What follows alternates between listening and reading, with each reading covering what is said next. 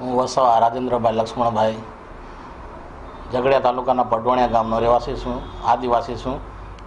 અને જે અમારા વિસ્તારની અંદર જે ઝઘડિયા, વાલિયા અને નેત્રંગ જે તાલુકાની અંદર જે આદિવાસીઓના નામ લઈને જે આદિવાસીઓ જે નુકસાન કરી રહ્યા છે, જે આગેવાન માણસો છે, કે દાખલા તરીકે કે જનતા દળના માણસો, એમણે BTSને જનતા દળ આ જે કામ અમારા વિસ્તારની અંદર જે કરે છે, એ લોકો જ આદિવાસીઓને એવું કહે કે તમે હિન્દુ નથી, તમે આદિવાસીઓ છે, એવું કરીને અંદર ખાને એ લોકો આદિવાસીઓને સાથે આવા મેં ખોટા ભેદભાવ ઊભા કરે અને બીજા લોકો સાથે આ લોકો સંઘર્ષ કરવાનું જે ષડયંત્ર રચે છે. અને જે આદિવાસીઓ જે ભણેલા નથી, આવા લોકો જો એમના સકંજાની અંદર જે બધા આવે છે અને કામ કરે છે, એ લોકોને મારે કહેવું છે કે જે એ લોકોના પોતાના રાજકારણના રોટલા એ લોકો શેકે છે, એ આપણે થવા દેવાનું નથી. અને આપણે આદિવાસીઓ બધા આપણે હિન્દુ છીએ અને આપણે રાષ્ટ્રને સહયોગ આપવાનો છે. અને આપણું કામ આપણા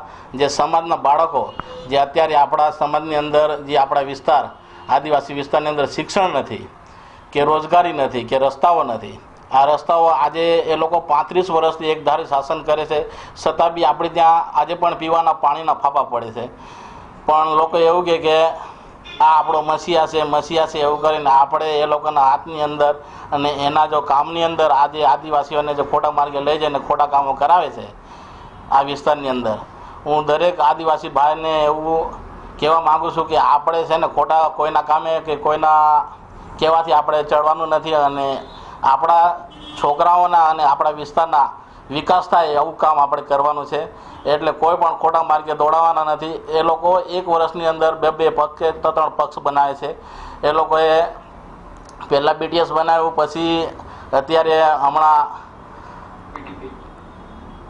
આપણે નવો પક્ષ આપણે BDP બનાવેલો છે. હવે હું એવું કહું કે આ દરેક રીતે આ 1 વર્ષમાં જો 2-3 પક્ષ બનાવતા હોય તો એ લોકો જો પોતાનો વિકાસ કરતા હોય ને પોતાનું જ બધું આ જે રાજકારણ ચલાવવા માટે આ બધા કામો ખોટા આદિવાસીઓને ગેરમાર્ગે દોડીને કરતા હોય તો તમે વિચારો, આજે આદિવાસી વિસ્તારમાં પાણી નથી, રોજગારી નથી, એ લોકોની પાસે કરોડોની ગાડીઓ છે. જ્યારે GIDCની અંદર ટોટલી આટલી મોટી GIDC છે, એની અંદર જે કામ કરે છે જે આદિવાસીઓ, એ બધા નોકર આપણે એક સામાન્ય નોકરી તરીકે જે વાળ ઝૂડને પેલું સફાઈનું કામ કરે છે અને સફાઈનું કામ કરવા માટે ત્યાં લોકો જાય છે. કોઈ બી આદિવાસી માણસ એ ઓફિસોની અંદર કામ કરતો નથી. તમે જુઓ આપણા વિસ્તારની અંદર જો કરોડોની GIDCઓ ત્યાં કમાણી કરતી હોય ને આ જો ત્યાં માણસો આપણા વિસ્તારમાં જો ઘણા બધા ભણેલા માણસો છે, છતાં બી તે ઓફિસમાં નોકરી નહીં કરતા, એનું કારણ શું? કેમ કે એ લોકોને લાખોને કરોડોનો હપ્તો પહોંચે છે. એટલે એ લોકો આદિવાસીઓ પ્રત્યે કોઈ બી જાતની એ લોકો ધ્યાન આપતા નથી. અને જેમ બને તેમ એ લોકો એક જ પ્રશ્ન કરે કે જે BTS લગાવે એ GIDCની અંદર જાય. તમે જુઓ આજે આખી GIDC એ લોકોની હાથની અંદર છે. એ લોકો જે કામ કરે કે જે વસ્તુ એ લોકો ધારે એ જ કરે, એ જ થાય, એના સિવાય બીજું કંઈ થાય ના.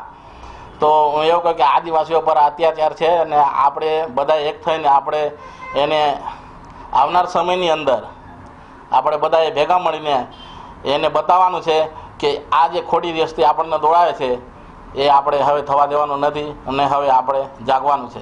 હમણાં જે ઘટના બની છે તેને તો કઈ નજરથી તમે હવે જે અત્યારે જે આ જે વિસ્તારની અંદર જે આપણે સરસાડ ગામની અંદર જે આદિવાસીઓ અને બિન આદિવાસીઓ વચ્ચે જે ટકરાટ થઈ, એમાં બી ખરેખર એ લોકોએ કામ કરેલું જ નથી. અને તપાસ થઈ એટલે એ લોકોને ખબર પડી કે હવે અમારો કૌભાંડ નીકળશે. અને એ લાખોનો અને કરોડોનું કૌભાંડ છે. આ ઝઘડિયામાં જે લોક દરબાર બન્યો એની અંદર આ પ્રશ્ન ઉઠેલો અને એ પ્રશ્ન આ ભયે ઉઠાવેલો એટલે એ ભયને એ લોકોએ મારી નાખેલો અને એ લોકોએ મારી નાખી દેવો. પણ એ લોકોએ પછી દવાખાને એ લોકોએ જોયું કે છોકરો જીવતો છે એવું કરીને લઈ આવ્યા અને બચી ગયો. બાકી છોકરાને એ લોકોએ મારી નાખેલો.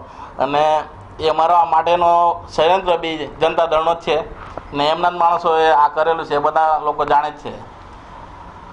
અને અત્યારે પણ એક છોકરાને એ લોકોએ ફરીથી હમણાં દવા પીવડાવી દીધેલી છે હમણાં હાલ.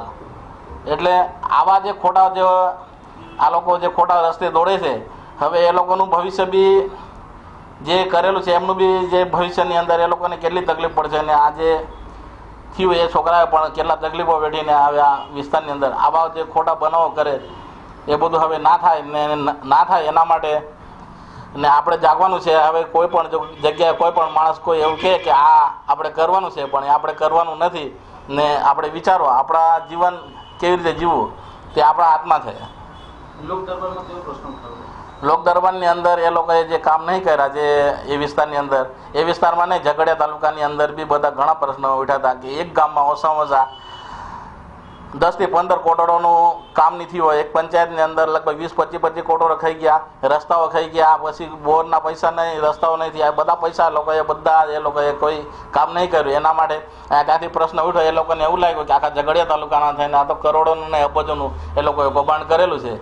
એટલે આ લોકોએ જે પ્રશ્ન ઉઠાવનાર છે એ જ માણસને આ લોકોએ મારી નાખવાની ષડયંત્ર કર્યું પણ માણસ બચી ગયો. આ બીડીએસ છે એ બીડીએસ જ આ બધું કરાવે છે. દરેક આદિવાસીઓને ગેરમાર્ગે દોડાવવાનું કામ વધારે બીડીએસ કરે છે અને આ બીડીએસ છે ને આ બીડીએસ જ આ જે વસ્તુ આદિવાસીઓને ગેરમાર્ગે લઈ જાય છે તે આપણે કરવાનું નથી હવે. અને એના જે માણસો છે એમને બી આપણે બતાવી દેવાનું છે કે આ જે ખોટા રસ્તે લઈ જાય ને આપણે કરવાનું નથી.